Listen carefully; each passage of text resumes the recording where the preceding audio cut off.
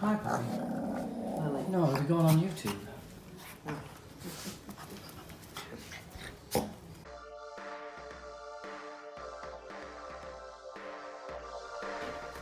Welcome, welcome. What's going on? All right. Merry Christmas to everybody. We're doing a birdcage bullnose today. So enjoy. Sit back and enjoy these 17 minutes and 52 seconds of bliss. So we're getting the gun there. We're getting that piece set up. That piece I measured is 2 feet by 6 feet. That is a standard bird cage. Just banging it down, getting rid of some of them stable marks. We'll definitely go over them later to make sure they're gone. Now we're at the spindles, making our first release cut. Now I will get better results for you as we go. The camera angle will get better. We are just getting rid of some of the bulk, some of the garbage, so that we can work. Let's keep working that line down along, staples between the lines, wiggle the end of the staple gun just to hide the indentations as much as possible. Lots of staples under the nose. We'll score that to make a nice line. And then we'll just get down to the end where we get to the real business. Now here we go. We've got to make a few of these release cuts, and I usually go around in a circle around these spindles. I've got to tighten this up with the kicker first just to get it snug and fit. There we go. We'll tighten that up nice and fast for you guys. Now we'll tuck this in. We'll cut this off. That guy was, these steers were a little warped, a little bit on an angle, so I did move it over so I would have that extra. We're going to cut this off flush. And this is Anderson Tuftex carpet. It's got the felt back by Shaw. It's a little tough to work with. Definitely need a good blade. Goes through the blades real quick. Now guys, remember to like and subscribe and do all that jazz. Smash the like button, as they say. It helps the channel, and it makes me feel good. And if you guys have any questions or you want a different video, please put it in the comments and let me know. Now we're just fitting that in, and I'm cutting around. Now usually I cut between those spindles all the way around and then fold in through the back to meet back. That is the best way that I've found to do it. There's other ways. I've got another video coming that shows you how to cut it straight and go through the spindles straight. I just like when I go around in a circle, I join it all in the spindles, and then I wrap it under the nose. Berber is a little different, but with this stuff, it's pretty friendly to work with. So we just want to get rid of this excess. We'll cut this off. Tighten it up with the kicker. I didn't show that on camera. We tighten that up. Let's get that nose nice. Now that's as far as we can go without making that release cut. I usually do my birdcage bullnose in one piece. I don't like doing them separate. So now we're going to make that cut. That's about a 6-inch cut, and I'll groove it up at the end just so make sure I have extra. A lot of times I've come around the back end and been short. So you can see we've already got the smooth edge on there. I'm giving you guys a ton of different camera angles. Make a little release cut there so we can fit that in. It's a little blurry because Rob is upstairs banging on the stairs, prepping them. So if you see the blur, that's Rob hitting it. Make that release cut around that spindle, and you can see I'm making a circle around this circle. You can see the spindles come around kind of in a circle. Make sure your smooth edge is in. I'm just putting a couple staples in there to secure it. Another release cut. Now as long as your carpet is straight and you feel like it's straight, this should all line up around the other side. Make your release cuts between the spindles. Nice sharp blade. Another release cut around the big spindle. And then we're going to kick it back through their line. And now we will go back around the front to see how we did.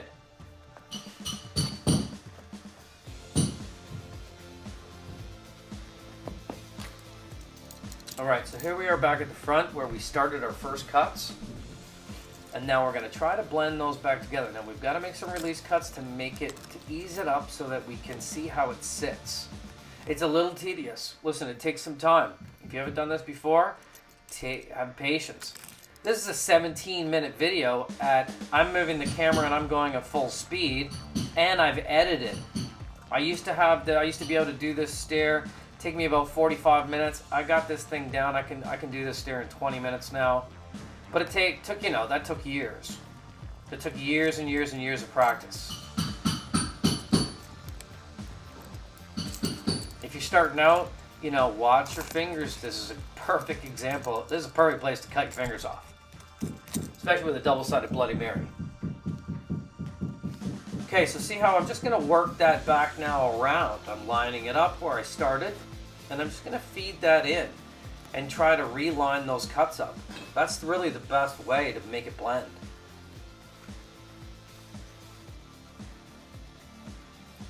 Now when I was editing the video, I was looking at that and I was like, I don't like that. I can see that little line on the right-hand side. And then, to my amazement, I went back and I pulled that fiber out there. Look at that. Pull that out, push that down, blend that in. Oh yeah, baby. Look at that. I was so happy with myself that I got that on camera. I was like, there you go. Oh, look at that blends nice. Now I'm just banging that down a little bit into the smooth edge before I pop a staple in there. That's a very tight squeeze with that big staple gun between those spindles. You gotta watch, this wood was a little sensitive. I always have a stain pencil with me, or a stain marker. So if we get any scratches, we get any marks, or if there's any marks from the last guys who did the job, because a lot of times there are. On this one, there was a lot of marks from the last carpet. It was a rip out, and there was marks on every spindle from them cutting, but the carpet was really thick that we pulled out. We're putting in a really thin carpet. I had to take a video before, show the customer that, listen, hey, there's a ton of cut marks on your spindles here, and we didn't do it. And I usually do that to protect us and protect the company, so that when people come back, because you know, people don't see stuff until they see stuff. And when you're getting new carpet, all of a sudden they're looking at everything and they see all these marks that they never saw before, and then boom, Bob's your uncle, and we're in trouble. So I've learned over the years to definitely take, you know, videos, pictures of marks on furniture, marks on walls, marks on spindles, marks on this, marks on that. It's a really great way to protect yourself. And when you pay attention to that kind of stuff, you get better as an installer too, knowing where you're, you know, marking a wall or marking a spindle. It's gonna happen. This is a tough job. It's winter up here in Canada. You know, it's December. It's 2 days before Christmas. It's cold and the carpet is stiff. So stiff carpet has, you know, this stuff's felt back so it's not so bad, it doesn't scratch, but a lot of carpet scratches the walls. Man, you gotta be careful. So just get the hammer in there. That's all done now. Just gonna bang that down. Make sure it looks good, you know. Appreciate your work, you know, have pride in your workmanship. Looks nice. I mean, it needs a little vacuum, but looks nice. All right, time to move to the outside. So I always kind of, for some reason, I always start there. I don't know. I just start there. I like that there. It kind of splits it in two parts, right? One to the left on the back side, and then one at the front. I usually make my two cuts here. Angle cut in, and then an angle cut in here. And then that can be folded under and stapled.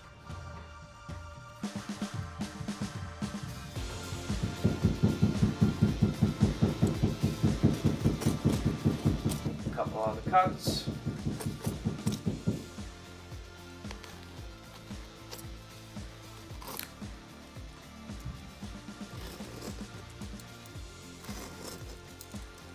Nice sharp blade is important. And you know, it's funny, I was talking with my wife, the co-owner of this company. It's half of it's mine, half it's my wife. Directcarpet.ca here in Canada. And, you know, a lot of people have been put out of work by this pandemic. And one thing that's been certain is, in the last 30 years that I've been doing this job, I've never been out of work through a recession. And then when the COVID thing came, I thought, you know, we're in trouble. But we were deemed essential because people were selling their houses and they had already purchased carpet. And we made it through. It's December now. I haven't stopped working through the whole pandemic. Like, no lack of cash. People are stuck at home. They're fixing up their houses. So we've been working. So it made me kind of think, you know, how fortunate and how lucky we are to have a job like this. I've been doing this since I was 18. I'm 51 years old. I've never been out of work. I've always made really, really good money. And I've always told everybody, like, people have asked me, where do you get all your money? How do you buy all your houses? Where do you get all your cars? How do you buy your cottage? I'm like, carpet, man. You know, a lot of carpet installers work once a week, twice a week. I work 5 days a week, even before I owned my own company. I was working 5 days a week since I was a kid. You know, I was always a good installer and got better and better and better. And then since we have our own company, obviously we make a little bit more money. My wife's on the road selling. I'm installing. I have another installer, plus a helper. So, you know, we do really well. We work hard for our money, but we do really well. And we were very surprised to see that not only have we been fortunate enough to make it through recessions, but we've been fortunate enough to make it through this this pandemic and thrive during this pandemic. Like, yes, we're wearing masks and we're keeping people on the second floor, telling them to leave their houses and stuff. Right now we're back in lockdown, so we're doing what we can. And it's been trying. I was, you know, we're working today, but people are working with us, and we haven't been shut down by the government yet, and everyone's safe and everyone's healthy. So, you know, one thing, if you're ever thinking about, if you're not a carpet installer and you're watching this and you're thinking about looking for a trade that is really good money, I've never been out of work for 30 years. And I've bought everything I wanted to, from 69 Mustangs on up. And if you want to learn this a little bit more, you know, leave a comment, let me know. I'm going to start putting up real good tutorial videos and start talking about this thing, because I think we've been so blessed and fortunate, and I want other people to be blessed and fortunate as well. Alright, so we're just coming around the corner. We gotta clean that up. That angle cut, it's always hard because that one goes flat. So we have to make sure that we get that in there nice, and we get that cleaned up and get all the frizz out of there. Get our angle cut nice. As much as they're a pain in the butt, these bird cages, I love putting carpet on them. I love the satisfaction of looking at them later.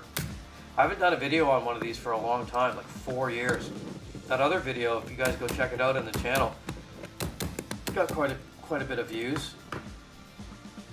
It's pretty good. My last helper filmed it. I thought he did a really good job.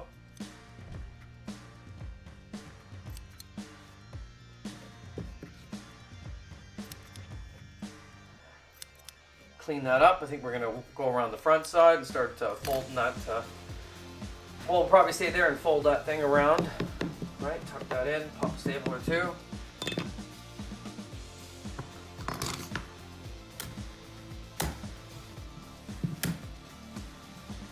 Now, anybody that's still here, I appreciate it. I appreciate you guys watching. I appreciate you learning.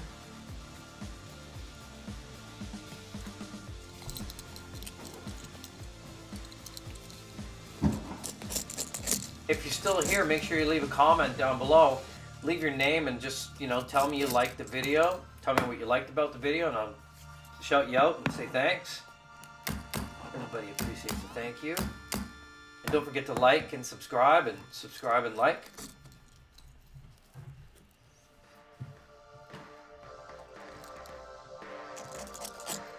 Now, these are always tricky cuts, especially for first timers. I wouldn't doubt that this is a 2-hour stare to a first-time person trying to do it. That's my dog in the background. What's going on? Kobo? What are you doing, buddy? He hears people walking dogs outside and he gets very excited. Kobo the Rottweiler.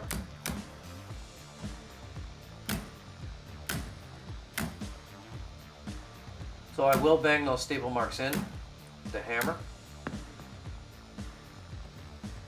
I always do. It's a great way. You want to form that anyways. A hammer's a great way to form that back around the roundness of it.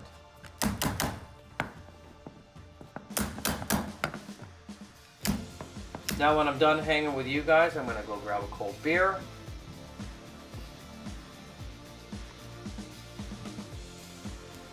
And depending on what time you guys are watching this and where you're watching this, maybe you should go grab a cold beer too. Actually, maybe you should have grabbed a cold beer 15 minutes ago if you're still here. Sharp pair of scissors, very important when doing any kind of carpet.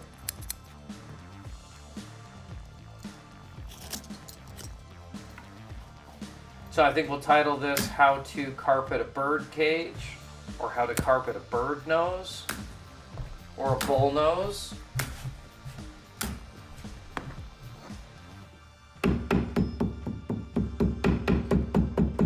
See that? Bang that down, form that. Gets rid of the staple marks and starts bending the carpet. This carpet is really tough. You really have to pound it.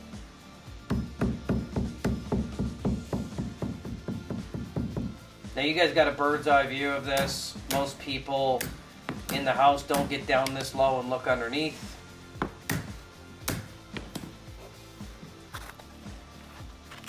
It's hard for me to even get under there and look that low. This is like 6 inches. Trim off a little bit of that excess, make it nice, pound it down. Needs a little vacuum, but that is the finished result. Stick around to the end. There's a whole bunch of pictures of what it looks like finished. I will stop talking now. It's Keith Shannon. I'm out of here. Keep watching. Subscribe, like. Please leave a comment. I love seeing your comments. Looks nice. Bird's eye view.